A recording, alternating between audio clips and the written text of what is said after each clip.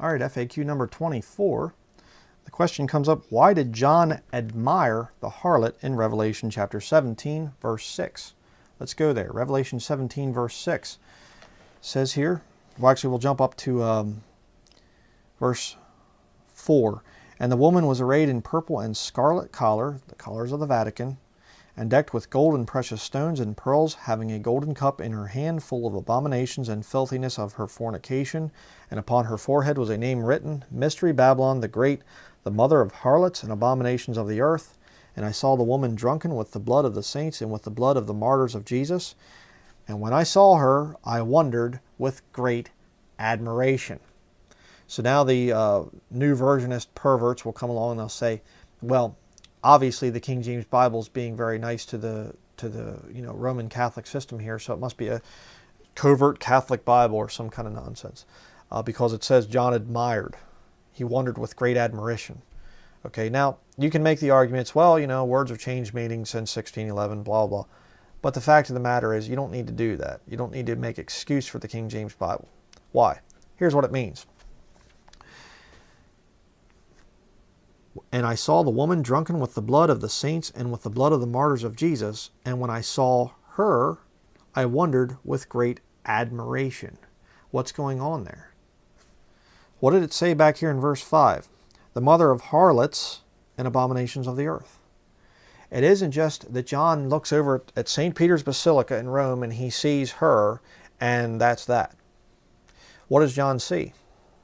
He sees her, the mother, and the daughters. And all those daughters out there. And here's the funny thing. A lot of them look like they're Christians. And they can be very, very deceptive. And they can act like they are preaching the gospel, and they can deceive you. And so you can wonder and you can go, wow, maybe these people are Christians. Maybe they're saved, Have you ever been there? You start to get deceived by some group or something like this, some Babel building someplace, and you think, wow, maybe this is Christian or something. Maybe this is okay. Maybe it's okay to worship in a Babel building or whatever else. You start to wonder with great admiration. You go into that building and you're looking up there and you're going, man, it must have cost a fortune to build this place. And wow, what would modern day America and the world look like to somebody from the first century, like John was seeing? There'd be a lot to admire. There'd be a lot that you look and you go, what is that? Oh man, whoa, whoa, whoa, like this. I mean, remember, John's mind is back there in the first century.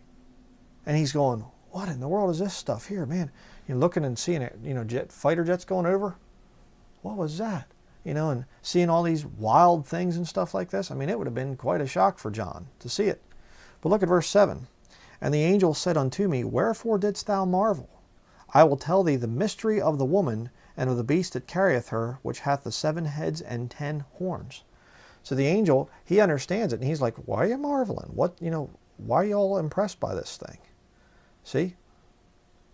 But you see, modern day, what falls under Christianity, if you really study it, it goes back to the Vatican. There were no Christians in the first century building church buildings. People, you just beat that subject to death. Well, it's because a lot of people don't get it yet. They weren't meeting in Babel buildings back in the first century. But the Babel buildings of today, you can make them look pretty close to being good Christian organizations. You can deceive people. Okay? But God never intended it. You cannot show me from Scripture where God ever told anybody to build a church with a steeple on top and do all the other things. It goes back to the Vatican. They're the ones that got it from the pagans. They used the pagan temples and put the Christian names in them. That's why John saw it and was like, oh, wow, it was deceiving John. And the angel's like, hey, why are you marveling? Stop, let me show you the judgment here that's going to come on this system. That's what's going on there. And by covering up that fact, again, you're covering up for the fact that this modern day, what falls under Christianity today, it's an illusion. It's not real. It's not what was in the first century. Again, you have the Bible having this stuff written down centuries before it even became popular. Again, you go back to 1611, Bible-believing Christians back then weren't meeting in church buildings.